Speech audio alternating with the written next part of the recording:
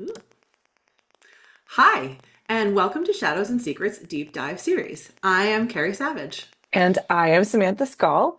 Together, we are Shadows and Secrets, a series of retreats and an online community for mystery, thriller, and horror authors. You can find out more on shadowsandsecrets.com. We are both book coaches and authors, and we love talking about story. This is our series of major spoiler alert deep dives into scary books we love, where we talk about twist, structure, masterful misdirection, villains, and anything else that strikes our fancy about MTS, which is the overarching genre term for mystery, thriller, and suspense. But first, I would like to introduce my co-founder of Shadows and Secrets, Carrie. Tell the little people about who you are and what you do. Well, thank you very much, Sam. So, I am a writer and a book coach who loves working with writers to make their fictional ideas come to life. And I am super into immersive settings and details that really pull you into a book's world, which, once again, we have chosen a book today that, does that in spades, I think. So, that's a little bit about me. Now, tell the people a little bit more about you, Sam. Oh, thank you so much for that introduction. I love working with thriller, mystery, and suspense authors and horror to plan and write very twisty novels. And I especially dig brainstorming twists and the baddies in the stories, like what they're up to and why. Awesome. So remember, we are giving everything away today, including some key plot points. So if you have not read today's book, hit pause, go read it, and then come back. And seriously, there will be no secrets unturned. So if you've not read this book, you need to stop this immediately and then come back once you've read it. The structure of these talks is the same every time. We're going to read the book jacket copy and what the author has done to manipulate us before we even start. And then we will read the first page and talk about what the author has done to manipulate us there. And then we will break down each of the major twists in terms of how the author did it, what percentage of the way through it happened, which is my favorite thing, and what on-screen clues existed so that the twist worked. And we will also talk through how the author accomplished the overall misdirection and manipulation of the reader, and the way the author used language or setting or other elements that I love so much to set the reader up for maximum fear. Which is why we read scary shit. We like to be scared by Ooh, fiction. hell yeah. All right, are we ready? We sure are. And I have it pulled up, so I Excellent. will. Thank you. Oh, I lied. Please. Let's see. I can maybe. Oh, here we go. I got it. Oh, Okay, holding it up, we're both maybe. gonna do it. We're both Oh gonna do no, it. mine went to the page I was on. Never mind. Thanks so Okay. much, Kindle. Well, Failed. today's book is Drowning: The Rescue of Flight 1421 by TJ Newman. It's terrifying. And please Oh, is don't it read ever? this on a plane, which I reread on a plane just recently. Luckily, we're not Samantha. flying over water, but still scary. Um, okay. Do you As I want to was do? saying, I also was reading this on a vacation when 2 days before I was going to get on a plane, I got about 5 pages in and then I stopped and said, no, this needs to wait until I get Nope, home. nope, nope. So, Yeah, Ah, indeed. Do you want to do the book check a copy, or do you want me to do it? sure. All right. Um, let's see. We've got a little bit. So this is the Amazon book jacket copy. Yeah. We've got a little bit of editorialization. It's soon to be a major motion picture, which I don't know if I'll be able to survive that one, but It's congrats. gonna make such a good movie. Yeah. Yeah, and some great quotes from people like Don Winslow and Brad Thor. We have a masterful from Patricia Cornwell. Also, what a person to blurb you, call you masterful. Adrenaline fueled thriller about a commercial jetliner that crashes into the ocean and sinks to the bottom with passengers trapped inside and the extraordinary rescue operation to save them. 6 minutes after takeoff, Flight 1421 crashes into the Pacific Ocean. During the evacuation, an engine explodes and the plane is flooded. Those still alive are forced to close the doors, but it's too late. The plane sinks to the bottom with 12 passengers trapped inside. More than 200 feet below the surface, engineer Will Kent and his 11-year-old daughter Shannon are waist deep in water and fighting for their lives. Their only chance at survival is an elite rescue team on the surface, led by professional diver Chris Kent, Shannon's mother and Will's soon-to-be ex-wife, who must work together with Will to find a way to save their daughter and rescue the passengers from the sealed airplane, which is now teetering on the edge of an undersea cliff. There's not much time, and there's even less air. An unforgettable thriller about a family's desperate fight to save themselves and the people trapped with them against impossible odds. Drowning is a thriller to the core, one that readers will want to finish in a single setting, from the Washington Post. And yes, I did actually. Once I sat down on terra firma, again, no plane rides in sight, I read this in a single setting because I did not want to put it down. Yeah, it's really just her pacing, her ability with pacing is top notch. Like at no point are you like, "Oh, I could take a break," right? Like No, you just keep no. reading. It just Yep. keeps going and Yeah. yeah, Yeah. well We'll done. get into it, but We'll well get done. into it. Yeah. So I just want to talk a little bit about this. I mean, so I've heard from people at Thriller Fest, like the people that make the decisions, that like the shorter your concept that you can, the shorter your elevator pitch, Mm, the higher concept it is, right? And the easier it is to understand and the more marketability potentially it has. And of course, there are exceptions to this, and a more complicated story is wonderful. But this is what TJ Newman does like so well, right? Like 6 minutes after takeoff, Flight 1421 crashes into the Pacific Ocean. The plane sinks to the bottom with 12 passengers trapped inside. Like we know immediately what the stakes are hmm. and like what kind of book we're going to be reading. And the story question's super clear. It's like, will they survive? Yep. Um, and this is a type of thriller. It is not a psychological thriller. It is a true action-packed, just like, all the way as maximum impact as you possibly can have. And I just think that there's a wonderful place in the market for these types of books. And I loved it. I love her book. Yeah, I was so excited when when you suggested this one for us, and I was like, I didn't really know anything about it, I have to admit. And I started reading. I was like, oh, we haven't done one of these before, like a real action thriller kind of thing. And I was so excited because I do love these kinds of books. And I've read a lot of them in the past, and I've kind of drifted away from them. And I was so happy to find myself back in this world because it really is just, I mean, this is a classic, right? Everything that can possibly go wrong goes wrong. And there is no moment, like you said, where you're given a chance to pause and breathe and sort of let the tension out. I mean, there are like well Sure. chosen emotional beats, and like we've said in other places before, if there aren't any valleys, then there's no such thing as peaks. But it's really masterfully done the way it's woven together here. And every chapter just ends on a moment where you're just like, oh no, now I need to know how they're going to get out of this. So Totally. yeah, it was really exciting to do like a true action thriller. I think this is the first one we've done on the deep dive. So I like think it is great too. pick. Yeah. Yeah, thank you. Thank you, TJ Newman, for writing this. Yeah. Um, so yeah, I mean, this isn't something where the twists are not um so punchy, right? Like it's not like there's some super villain behind it or something, and like, Mm. the villain again, it's more like a Martian or Project Hail Mary or something. Like you're against nature, right? And against the odds. It's the ticking clock, It's right? It's yeah. it's that Yeah. there is this ominous threat that can happen, which is they're going to run out of air before they are rescued, or the plane is going to tip over and fall. Even there's all these things that could happen, but ultimately, like the risk is very very great that these 12 people are going to die.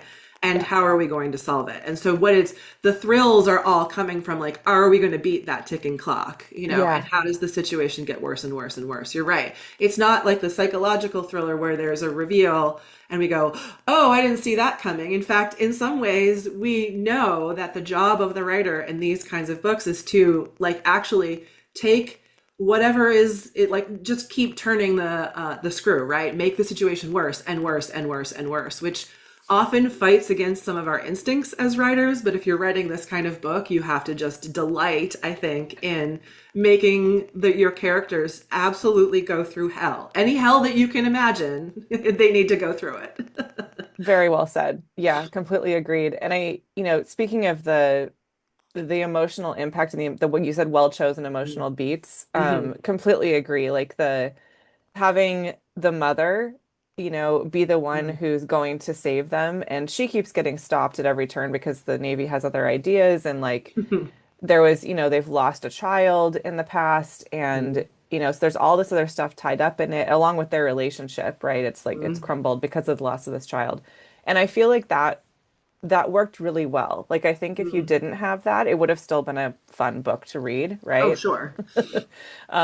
Just don't read it on an airplane. Yeah.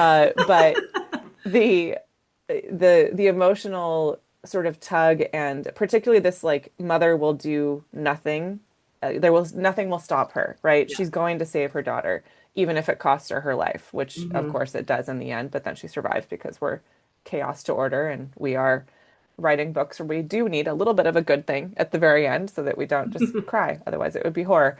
Um, it was it was really powerful. I felt like that connection and that relationship and how you had the outside and the inside, and it worked really well.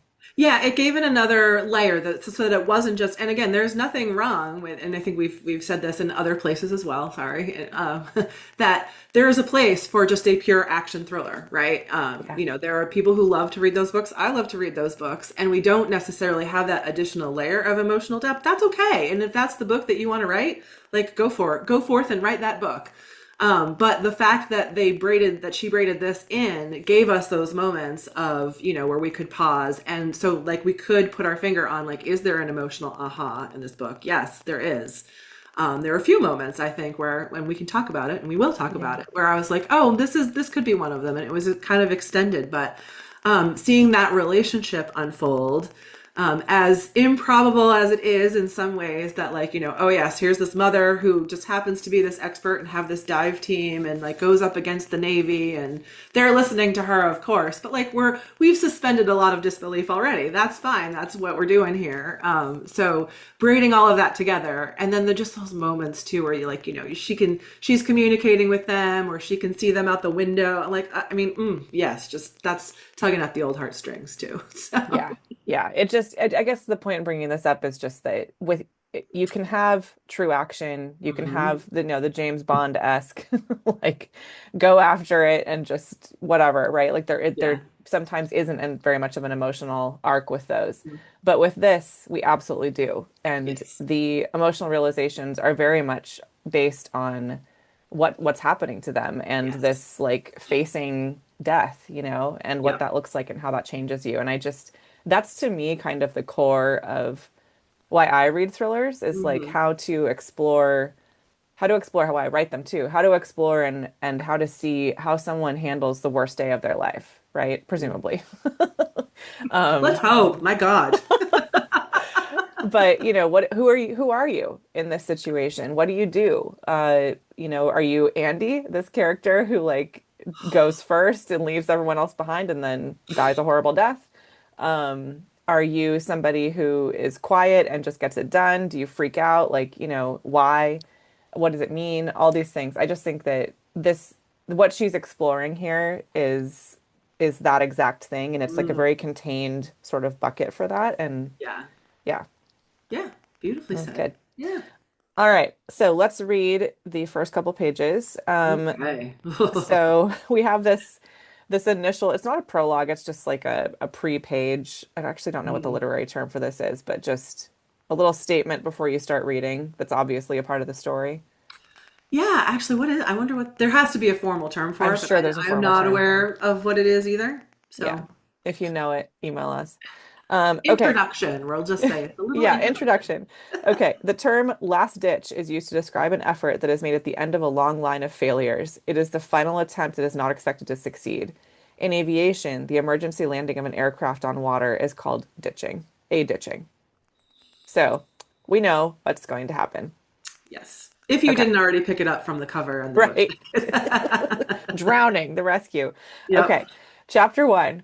Will Kent opened his eyes just in time to see the engine explode.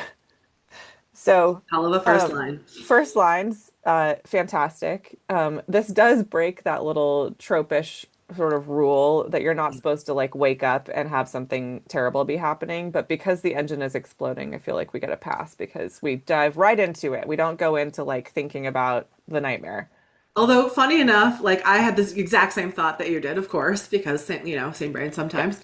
And I was like, but you know what? They're only 4 minutes into the flight, so I don't think he could have been asleep. I think he was just maybe his Uh, eyes were closed. Which I mean, it I doesn't matter. This is such a tiny little quibble.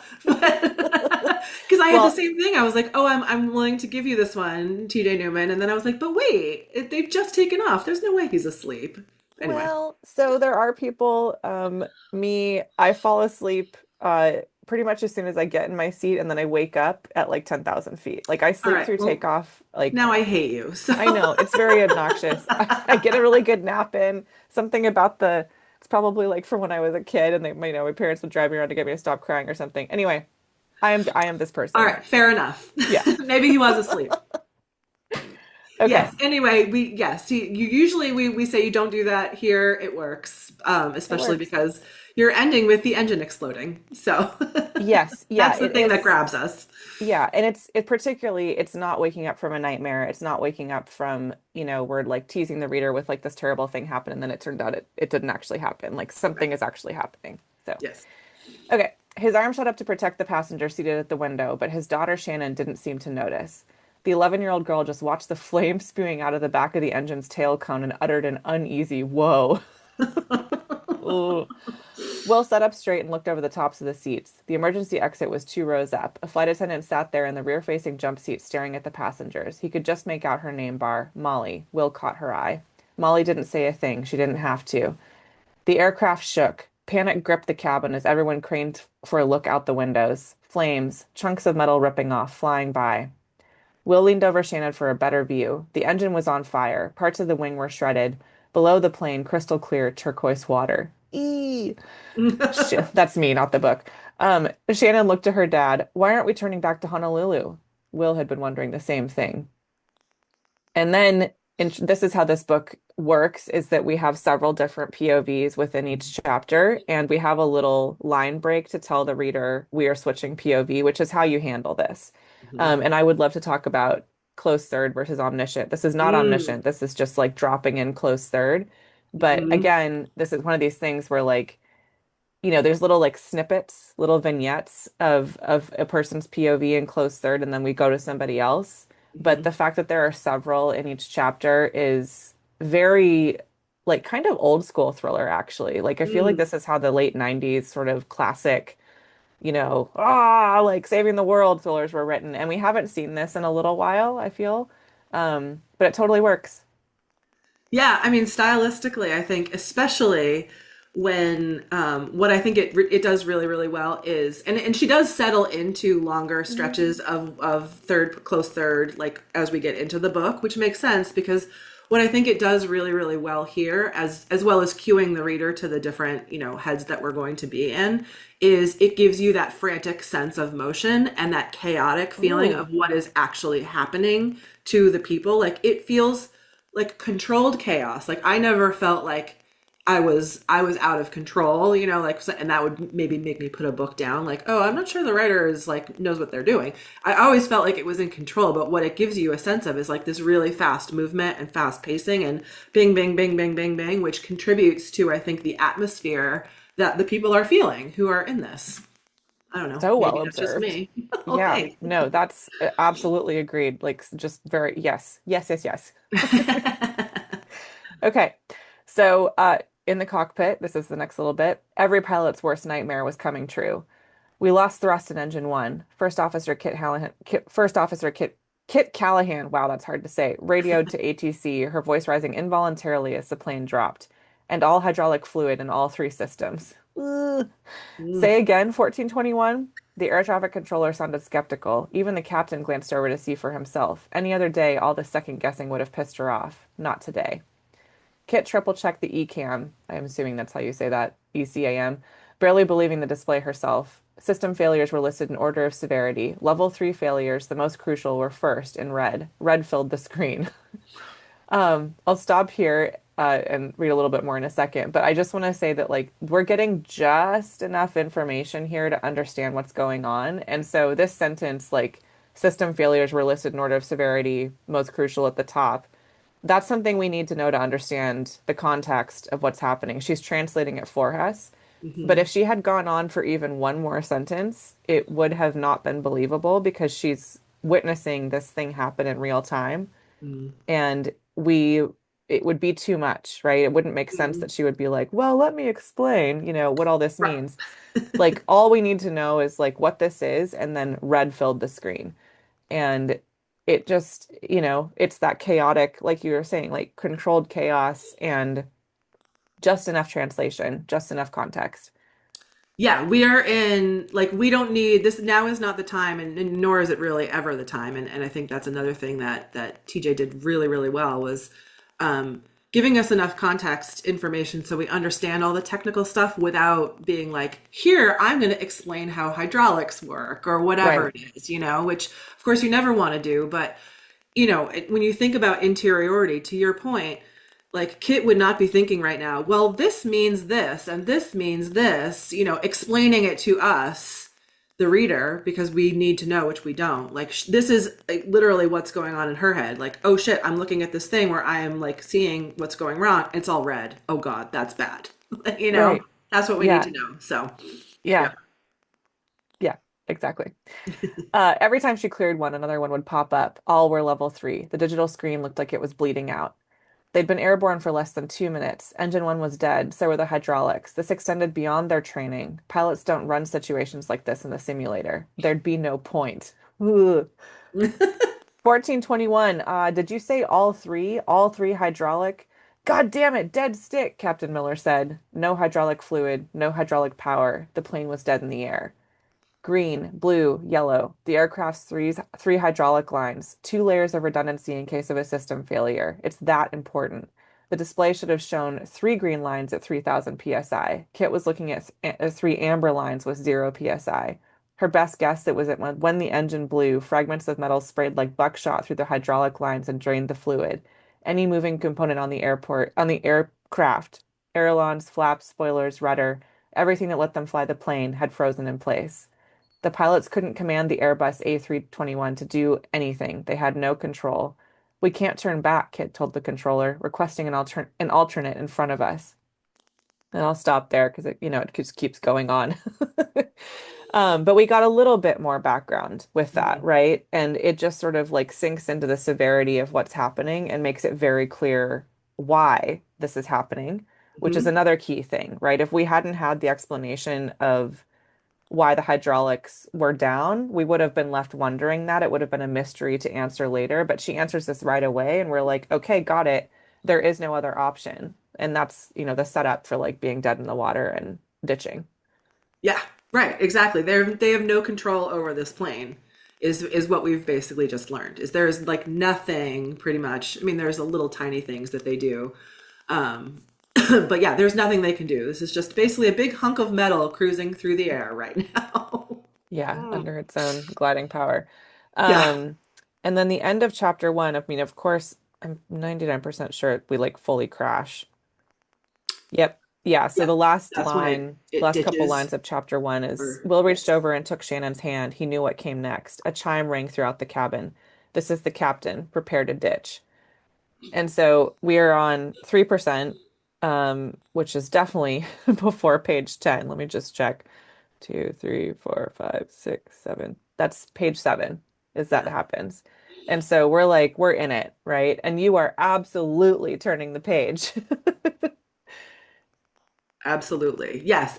Now, this is one where I think, we talk a lot about where the inciting incident should happen, and especially for mystery thriller suspense, having it like start as close to the beginning of the book as possible. This is one where you really are dropped right into the beginning of it because the first line is literally the engine exploding. So that is Yeah. the start of everything going wrong. And it's the first line on page 1. So really, this first chapter is the inciting incident unfolding before our eyes, and it is horrific. So, Horrific and so scary.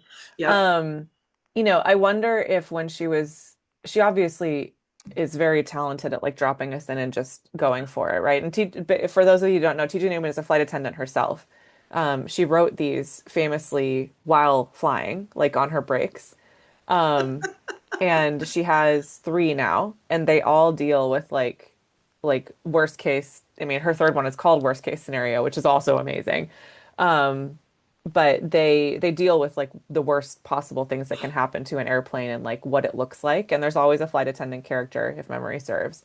Um, but it's I just am picturing her like on a long haul, sitting there typing away and, deciding where to start this book, right? And, I Mhm. think maybe there was some writing that happened before, so we figured out who Will and Shannon were and like what brought them to this point. Mhm.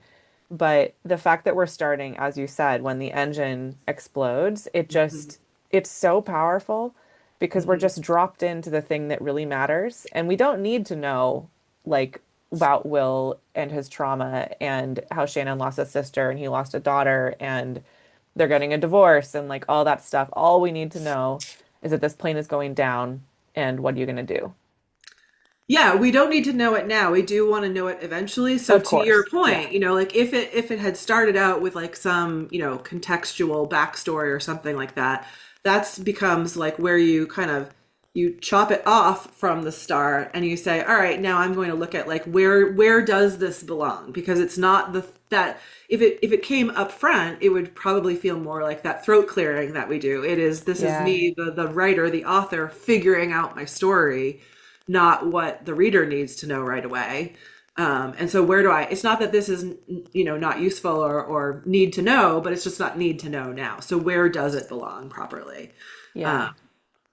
So Yeah. that is And I something, mean, it's not, there's no wasted words there. I think we've all probably done this. I think actually just about every writer I've ever worked with has some of that like first bit of material. And my first book was not a thriller, but it still had some throat clearing and I still had to figure out what the right starting point was, to get us right into the action. It wasn't necessarily the inciting incident per se, but like it was dropping us into scene to like give us, like get people hooked into the story. That's what you're looking for here, and that's certainly right. what TJ Newman does here right Yes, away. yes, absolutely. And it's like an extreme example, right? Like not every story is going to work where you have this exact flow of events because Right. not all of us are writing these, like super action thrillers, but the decision about where to start, I think, particularly in modern thrillers, the reader Hmm. wants to know what to be scared of by the end of Hmm. chapter one at a minimum.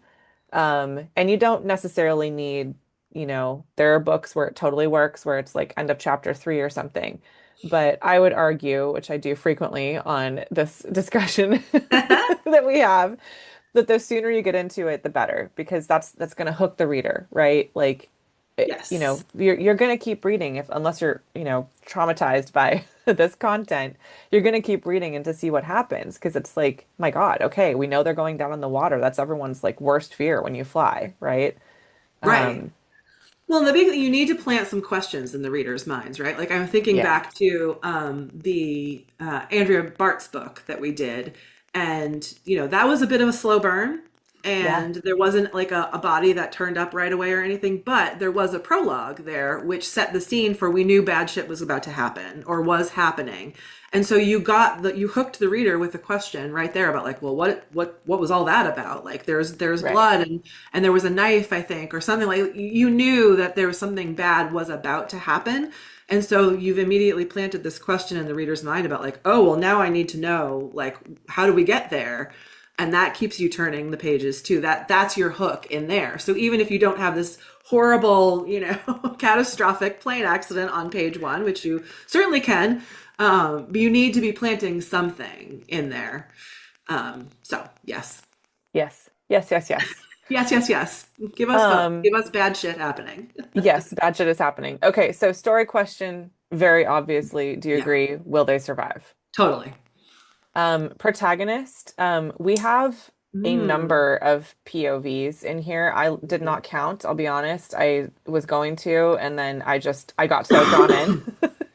But I would wager that it's close to 20. Um, Yeah, it's definitely in the double digits, I would say, because a few POVs only get like a spotlight yeah, turn. yeah, yeah. Like right in the beginning, we do get a flight attendant who doesn't make it. Like we're in her POV for just a brief point in time. But yeah, there is definitely even once things settle into the regular narrative, there's definitely, I mean, we're in most of the 12's POVs, not all of them, but most of them. Not all, yeah. Well, and some of it, like I'm thinking to when Ira dies, like Mm. that's that's from Will's perspective, I think. And he's like describing what's happening. Don't quote me on that. But like there's a few No, where I it's think like you're right. we're Yeah. watching what's happening and like when Runt gets sucked down at the midpoint, Yep. um, terrifying. I know. Oh, Anyway, many POVs, but yes. that's, I mean, this conversation I would love to have is like this is close third, Hmm. but it's not omniscient because we don't have an independent narrator translating for the POVs that we're dropping into. Hmm. So, do you agree? Yes. Yeah, Okay. there are times I was definitely thinking about that as I was doing my second read in particular, because there are times when it's not maybe 100% clear whose head you're in. So I Mm, think like we need to figure out like or we can figure out who the default is.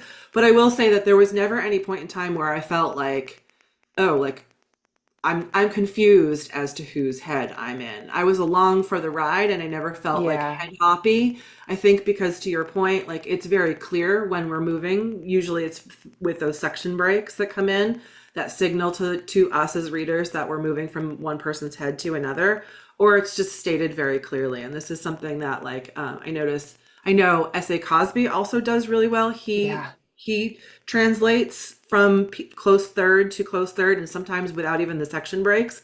But the way he does it is so crystal clear about whose head you're moving into that you're not confused as a reader. So Yeah. I think T.J. Newman does it well here, even when there's not maybe a section break there, or Yeah. I mean, or I it don't feels remember like if we're there a little was, bit more um, like to your point. I actually don't remember whose POV we were in when Ira dies, but we're but I like but I understand think what's happening. yes, yes. And it's not like we're getting editorialization that makes us wonder, like, oh wait, why who's thinking this and why would they be thinking that way? And Right. it's probably that at that moment it's more like a camera lens that we're following as opposed to some Oh, processing. And now so I'm because it's a curious. little more neutral, we don't necessarily Hold on. I'll tell you exactly because I wrote down the percentage of when he okay. died. So that was, Perfect. um, all right. And poor Ira. Can we Poor just Ira. It's Will. It's Will's. okay, that makes sense, and I that totally tracks too. I Yeah. mean, do you think he's our protagonist? Because Will, yes, I can I think he is. I think he is too, but it's one of these things where and the reason you think that is because it's page one. Yeah. His Will Kent, and then we are following him most closely, but we are also very closely following the others, like Chris Hmm. particularly. Um, you know, uh I Kit. mean I think it's we get a lot of, or relatively speaking, we get we a get a good lot of amount of time. Kit. Kit. We get some Kahalo, the other Mhm. flight attendant. There actually might not be as many POVs as I thought there were. Maybe it's like 10. Well, it's because Yeah. when we're thinking on when I was just talking about it, I distracted us because I was thinking about the people on the plane. But we do get plenty of POVs from the surface too, and the rescuers. Yeah, Fitz Primarily and Chris, but Fitz and Tanner. yeah. And then some other, I think, people may get like one-off moments, just Yeah, because there are a lot Molly. of people involved in this operation, There's as there would be. totally. Yeah. Yeah. Okay, so just for talking it through for Mm. listeners who may be newer to like figuring out POV, the reason this is not omniscient is because we don't have an independent narrator translating what's going, like translating in another level of filter which Mhm. POV is like what the POV is doing. So it's not like, you know, let me just go back to the beginning and read that again. So, for example, if this was omniscient, it wouldn't be, um, we would be in Will's head, but we would have some understanding that there's an independent narrator hovering up above that's telling this story. And so we might drop into what Shannon is thinking in that case. We might drop into something else. But the reason this is closed third is because we have like little encapsulated, I think I used the words vignette earlier, but like Mhm. that feels right. Like Yeah, little I encapsulated had that same word in my notes. awesome. Like chunks of story that are Mhm. just in this person's POV. And could you do this with an omniscient narrator? Yes, right? And so there probably is some argument that like this could be omniscient, but I would argue it's not because we don't have this other narrator translating the story. And that's how I think of omniscient is like it's up above here. Close third is, oh, I have my octopus. Close third is like Hey. on your face, right? If the octopus is your translator. First is like in your head, and Mhm. omniscient is like hovering above and doing whatever it wants. Um, and that's the difference. And Right. we are never confused, which is the biggest thing. So whether, I'm sure we could argue whether, omniscient versus close third, but the end result is that the reader is never confused about whose head they're in. And head hopping is the quickest way to confuse a reader. If they Mhm. don't know who they're watching and why and what's being translated by whom, Mhm. then it you risk confusing and you risk the reader being like, ah, I can't like track what's happening. Right. If you think of close third as like the octopus sitting on your head, and we are seeing through the eyes of that character, even though it's that person's name or third person pronouns as opposed to first person pronouns, we're still seeing the world through their eyes and interpreting, so we're getting their interiority. And Yeah. what's confusing and when head hopping happens is when you're in one person's head and then you jump to another person's head without any clues or cues to a reader that that's happening, and then we start getting that interpretation. It's very disorienting. Yeah. So that is why it can be problematic. And to your point too about this not being omniscient, is usually there are clues when even if it's not immediately apparent that there is that like third level voice or omniscient voice, that God voice, the narrator, that adds another layer, not all the time, but at least will break in and give like some level of commentary that Hmm. indicates like, hi, I'm up here seeing all the things and all knowing and providing my own layer of commentary.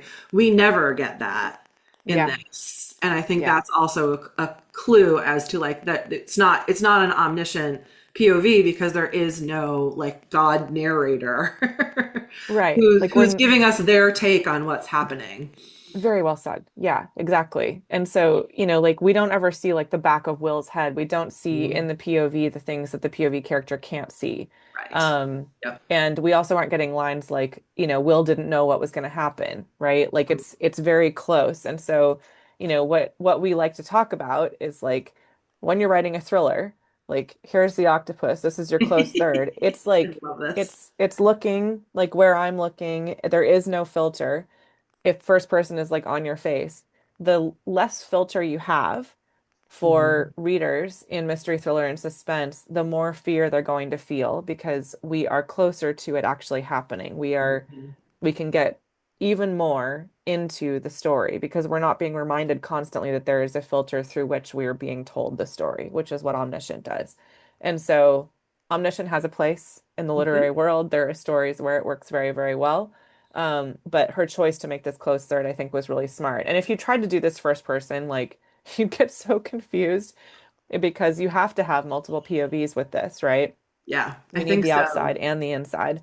And so close third was the obvious and I think beautiful choice for telling this Yeah, story. the only way I think that you could have maybe if you decided to do Will as first person. But even Maybe, then, yeah. that would be hard, especially in the beginning when you are doing like really heavily leaning on this vignette style of narration. It would be really, I think that would almost draw more attention to it, whereas like everybody being in close third, you're like we as readers learn that that is what's going to be happening here, and that's where we sort of slot it in our brain and it becomes seamless. So Yeah. I think, yeah, to your point, that's why it was such a smart decision, I think. Yeah. Okay, enough about that. The percentage of the twists, pretty classic. Mhm. So, at 50% exactly, rough, like 48 to 52, somewhere in there. Runt the diver, who was their first attempt at rescuing the plane. They were going down and what were they going to do with him? I actually don't remember. So he was drilling. So they're resting. The plane is resting nose down on this coral reef or shelf, Oh, a that's right. They were going to volcanic tunnel rock. That's underneath. right. And they're Yeah, trying to tunnel underneath to put a sling under the nose of the plane. So he's right. drilling, and they're realizing, like, oh shit, this is a really bad idea because Yes. it's unstable. It's unstable. The bedrock or the island, whatever rock it's resting on is Yep. too easy. And so yeah, so he ends up He ends up getting like sucked down because Mhm. everything goes wrong with his dive equipment. And uh, I do scuba dive, but I choose not to think about the worst case scenarios like this because it is terrifying. Well, But the this good news is that none of us who ever scuba dive would be in this position because this is like elite diver kind of elite stuff. diver. Yeah, exactly. But exactly 50%, the thing that they're trying to do fails. So Mhm. they have to come up with something else, right? But as a midpoint turn, it's like we thought this was not going to be easy, but like we're like, oh, this is going to work, right? But then you have Chris and her POV up at the top being like, well, I'll be here when this fails because I know this isn't going to work and my idea is the only correct one. Which is great. Her Yeah. like forthrightness into her plan is amazing. Um, so we have first attempt fails 50%. And then it gets steadily worse from there, right? Like Mhm. because the plane also shifts, and so they lose part of their air pocket. The plane is now like on the edge, and so we have this like new threat that not only are they going to run out of air, but also the plane might fall like 6,000 feet into a trench, and they will die in many horrible ways. Mm. Um, and so the suspense is amped up, right? And that's what Mhm. a really good midpoint does, Mhm. is it changes the course of the story. It's not like it was chill up until 50%, but like we everything has gotten worse, right? We can't exit the story. Nobody can exit the story now, right? Like we have to get through or everyone's going to die. Right, right. There was, well, then I think at this point, Chris hadn't entirely formulated her plan, or maybe she had. But they were still, she was getting a lot of resistance. And I think this was the one where it was just like, okay, well, we'll try this and see if it works. And then there's a little bit of hope. But to your point, as a midpoint turn, like you've just not only have you made everybody's situation worse on the plane, but then you've also lost somebody Yeah. in the attempt, which does just make everything worse. And now everybody is, really in it because as Fitz, I think it's Fitz who says like we lost a team member, and a young person who, as we come to find out, and another one of the nice little emotional beats was the diver that they lost was only a year younger than his son, who he has Yeah, lost. who he lost. Yeah. So And the losing of a child is what makes Fitz and Chris trust each other because it's like they yes, see each other. This horrible thing and that was very well done as yeah. well. Like it's real life stuff, right? Like Yeah, yeah. And bad it things wasn't happen. belabored. It came Mm-mm. out in a moment where it naturally would have come out. They're both feeling pretty vulnerable and they both sort of see each other in a new way in that moment. And then Yeah, but they're there to do a job, so they're like, okay, yep, we're moving on. moving on, It doing wasn't it. like, flowers and violins, which you wouldn't expect in a book like this. No, you wouldn't. And not Um, from these people either, as okay, no, characters. no. So I wrote down this she had some really lovely lines, mostly from Will, I think. Mm, And this is a paraphrase because I was typing on my phone, but it was like life was shifting balance to make room for grace and joy in whatever circumstances you've got before your time ran out. And it's him figuring like reflecting that even when they're trapped in a plane on the bottom of the ocean and it might tip over and they might all die, like they found time to, I think Molly passed out booze and made cocktails for the girls and Jasmine like did, yeah, the bartender. Jasmine did, yeah. And like, they're finding time to relax. And like that was one of the, as you said, one of those like more relaxed beats, even though we know that everything is worse, right? Mhm. That might have been right before the plane shifted and they lost more air, Yes, that I think line. it was. Um, and it basically, well, no, no, you know what? No, That came right after they tried to do the second rescue attempt, I think, with the suits, and you're right. Paulo You're makes right. it out, and then Andy does not You're because right. That's Andy's exactly. Andy. Yeah. So Ira attempts to, they figure out that they're gonna do Chris's plan and they're gonna have this thing come down and like anchor to the roof of the plane and everyone's feeling good, like we're gonna do this, right? Um, and they have to get through this one final wire, and Ira, who is older and has more life, was like, you need to test it to make sure it's not live, even though they turned off the lights and like, they have a plan. And of Hmm. course, the wire is live and he falls in the water and has a heart attack and he dies. That's a 62%. That's this escalating, like stuff is getting worse, right? Hmm. Um, what I just read, you're right, it was Kit, I think, not Chris. And she's on the surface and it was reflecting that like, you have to find joy where you can. Mm. We never know when time is going to run out. Hmm. Um, great line. Anyway, then we move on. The divers reach the interior immediately after Ira dies, and that feels like a hope thing, right? So like you pick up the peaks and valleys and like things going Yep. wrong and going right. Um, and then Andy dies at 75%, which escalates us nicely into the climactic scene where, of Hmm. course, there's a storm. Of course. And the storm, like, we could have had some inkling of it earlier. I feel like you could have popped that into the first chapter where it was like, you know, Chris sitting there or Will sitting there and being like, oh, like it's, I'm glad we're getting out ahead of the storm or something. Like Oh, yeah. something Oh, like I didn't think of that, that. so Hmm. it wasn't just like it didn't pop up out of nowhere, but like I love it for the escalating tension. It's Yeah. just like, how Well, can we make this worse? and I wonder too if it's just like one of those things, having just come back from different set of islands myself, though, of like, is it that these kind of things can pop up really quickly and Yeah. just like happen and then they dissipate just as quickly in some ways?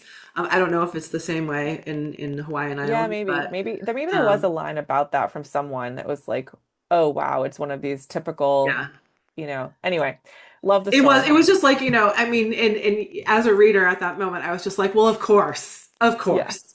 Like and so it was a little bit like, do we need it? And like, well, maybe we didn't need it, but I it know, but we definitely loved it. did give that, that little extra oomph. And it does come into play in the whole rescue, the final rescue scenes. So, Yes. yeah, it's Yeah, good. well, it makes everything far worse. Yep. I also want to just point out that like, the horrific like body horror of like the captain still being strapped in the seat and then being like eaten, all the and then they have to get out past it wearing these suits. And they mention, the divers are like, there's these jagged shards of metal that we were glass that we weren't able to, and it's like you're in a suit that's full of air. And so the whole time Kahalo, I'm not sure I'm saying his name right, I apologize. Is getting out, we're like, oh my God, it's gonna puncture, right? And then he manages to do it. So we're like, like the tension is just like sky high. And Right? then when Andy goes, we're like, oh no, like is she's gonna do it. Yeah. And then he does, and then he dies in her anyway. Yeah. Horrible, but it was like we knew it was coming, and then it's like it pays off in that way. Hmm. The gruesome like thriller Well, reader. that, and of course, like he is the one that it had to happen to, too, right? Because Yes. as much as we don't necessarily want anyone to die, because we are human beings, like But we he is the one do who's been read the murder books. problem Yeah.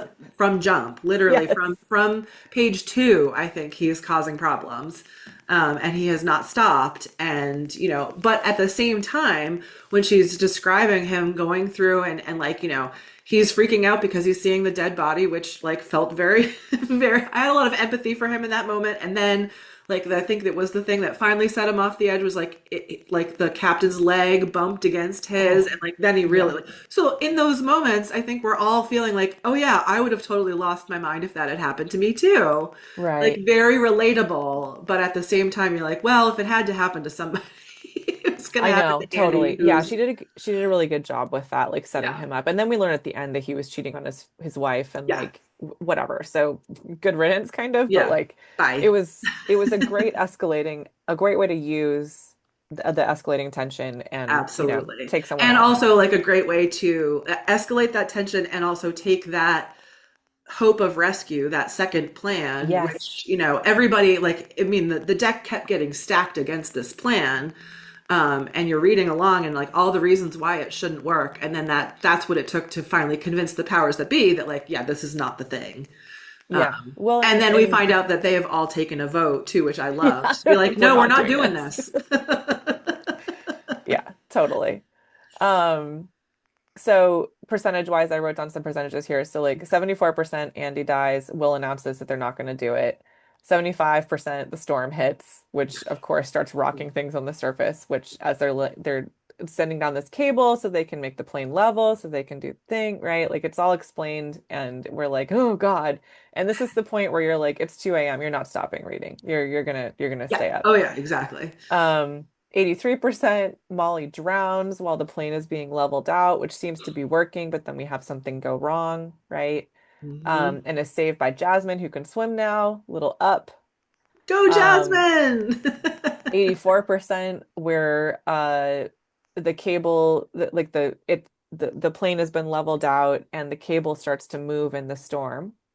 Um, At 86%, the wave hits the topside ship and like almost, tips it over, and this is the one holding the cable. Um, we get the thing attached at the same time, and so people start getting into the little capsule. Kit gets in, Ruth swims away at 86%. And so this is like if, Kit is a very important character as well, obviously, but her choice to and she's like, I'm not getting in unless Ruth gets in, right? Like I am the captain I'm the of captain. Coke. Yes. Yeah, so I'm gonna go down with the plane. And then Ruth is like, no, I'm going to take this decision away from you and swim away. Kit gets in. And then, of course, it gets even worse, right? Like Mhm. the plane starts shifting because the cable falls off the ship and drags it down. They're falling at 87% as Chris is like trying to saw away the thing. And so we're getting deeper and deeper and deeper.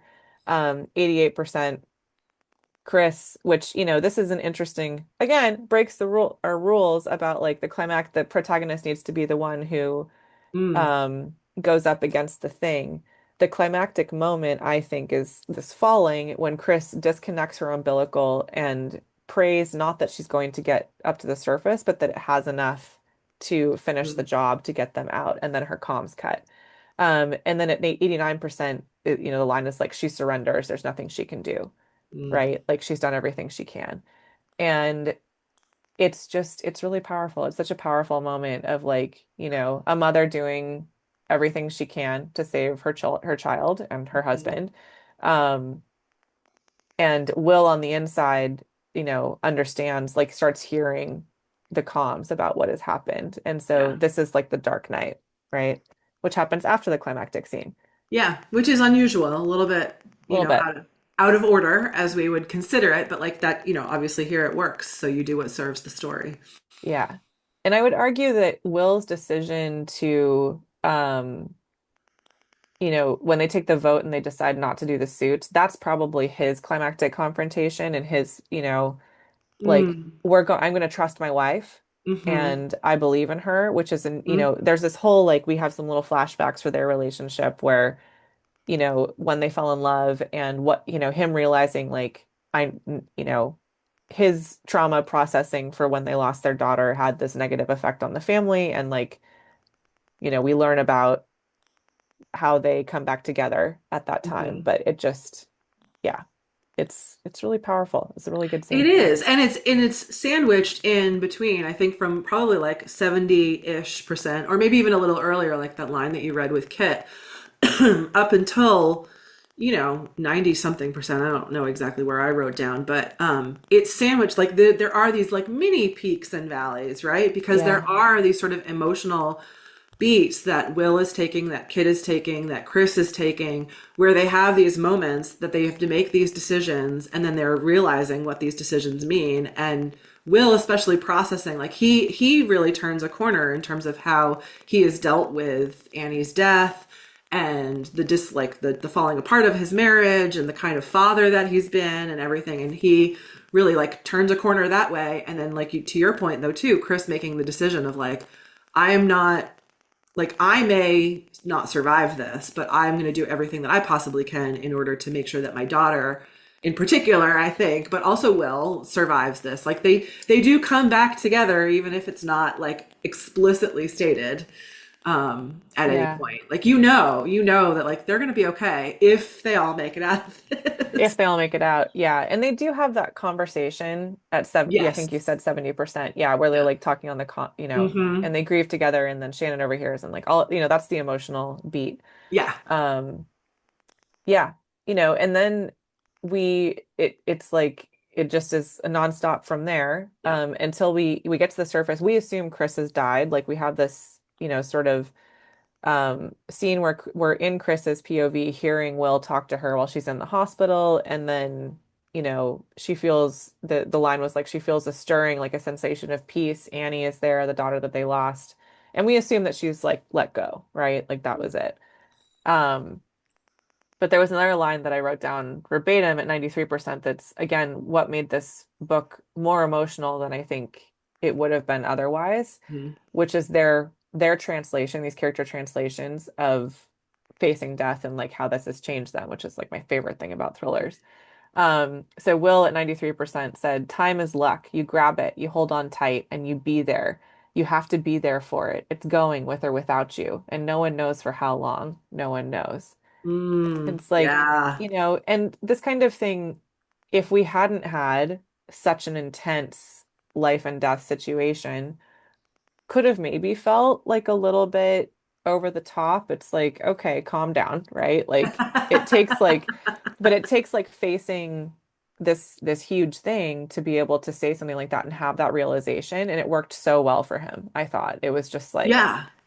I moved through my Yeah, no, I mean, grief. well, I mean, Yeah. I'm willing to, I think, give anybody, like, just in that scenario and everything that Oh you've yeah. just been through with these characters, like, you're in a plane that's submerged in 200 feet of water and you have this little tiny pocket. Like, you're entitled to whatever emotional, Totally. like, realizations. But to your point, like, if it was, less of an intense situation, like, that might not have felt quite as earned, right? Yeah, Like, yeah, that, like, yeah. what is it? Did you really like, did you really earn having this emotional realization? But, this, they have gone through so much that it's almost like you get to the point where it's like, well, how much more can possibly happen? And Right. every possible thing that could pretty much go wrong has gone wrong. So that's like in it. And so to see them have these sort of moments of catharsis is, it allows us to take a breath too and kind of diffuse a little bit of that tension in a really like satisfying way, I think. Really satisfying. I Yeah. agree. Um, so, in terms of twists, like the climactic twist, I would say is we think Chris dies. Hmm. Um, we sort of are, I was assuming as I read this, like, oh, she's gonna survive, right? Like, you can't kill her off. Like, I thought the same, and then I was like, oh well, maybe she went there, like maybe yeah, she did. And I guess because we don't worry about spoilers because we've warned you all enough times, like she yeah. does survive, but it is the twist at the very end of the book, right? It's what got to be 98, 99%. Yeah, it's like almost the last page. And we have Yeah. some other things like Ruth had cancer, so like Kit's Hmm. guilt about leaving her can be released because Ruth was gonna die very shortly after, which was, that's a nice little twist. Andy was a jerk. We don't feel so bad about him dying. Hmm. Um, and then quit piloting because she didn't want to waste her life trying to prove something to someone else. Like we had some great emotional realizations Yeah. and little, unexpected things, but Yeah, the what is it? probably They come back together after it's a year. I think it's it's a been a year, year, yeah. and they have sort of like a bonfire on the beach, I think, or something. And they And they read the open, notes. they Yeah. they open. They've written notes that was started. That idea was started by Ruth, I think. Yeah. And they all wrote notes and put them in a bottle, so like just in case we don't survive. So they read all of the notes, which was interesting. And I don't think we get to hear Will's note. Is that right? I don't recall. Because I remember being like we learned what everybody else said. Either it was like summarized or like they read it out loud. And I think it was Will's that we didn't get to read. And I was like, oh, TJ Newman leaving us with a question there, just a little question. Doesn't take away from the satisfaction of the ending at all, but like, oh, I see what you did there. Oh, so yeah, Yeah. it was fun. Yeah, it's a ride from start to finish. And Sure is. achieves the goal of like sucking the reader in and not letting them go until the Yeah. very end. Yeah, yeah, just Yeah, well no, like done. I said, once I got going, I don't even know how long I sat on my couch and just like page after page, and I was so excited that you, like I said, chose something a little bit different for us. So so fun, so So fun. fun. So fun. And I which is a also, weird thing to say about a catastrophic I know, but but we're here to talk about the scary stuff. yes, we I are. also think, you know, Will as the protagonist works really well because he has like the biggest change, right? Yes, yes. Um, emotionally. But having Molly have a POV for the flight attendant aspect and Kit as a pilot, like it allows TJ Newman's life experience, I assume. I don't know Mhm. her personally, but like working in this industry to relay to the reader like this is what we deal with. This is how we Mhm. see things. And so there was a lot of little stuff in there. It was like, oh no, you have to use like this phone and we don't have to carry around this 800-page thing anymore. And like, this thing is in this location. And like, there was just enough technical stuff that, Mhm. I don't understand. I'm not a pilot. I don't know all of it, but I at no point was confused. I was like, Right. okay, yeah, sure. That's what that's called. Yeah, and I think what all that also allows is like even you don't have to be an expert in these kinds of things to write this kind of book necessarily. No. But when someone does demonstrate their expertise in that way, it makes us feel as readers like we're in very secure hands. So we Oh, don't well said. question Yeah. things. We're like, "Oh yes, of course that's what that's called." And the expertise, the knowledge comes through in a way that just makes us feel very secure even if we don't realize it. So that's why I actually don't know if I knew that she was a flight attendant before I first started reading this. And then when I read after, I'm like, oh, of course she was. Like, clearly she was someone who knew her stuff. She knew the ins and outs of how all of this works. That Yeah. came through very clearly. So yeah, that was great. Yeah. It's cool. Really Yeah, cool. very cool. All right, y'all. Thanks for listening. Yeah, thanks so much, This everybody. was such a fun, let me see if I can find the cover again. Yeah, such a fun book. Thank you, TJ Newman, for writing Yes. it. Please keep writing. I know you Yep. will. And join us at shadowsandsecrets.com if you are Mhm. listening at some other time to this. And thank you so much for Yeah, such a delightful conversation, Carrie. of course, all the time, anytime. Love doing this with you, and we will see you all next time. Sounds good.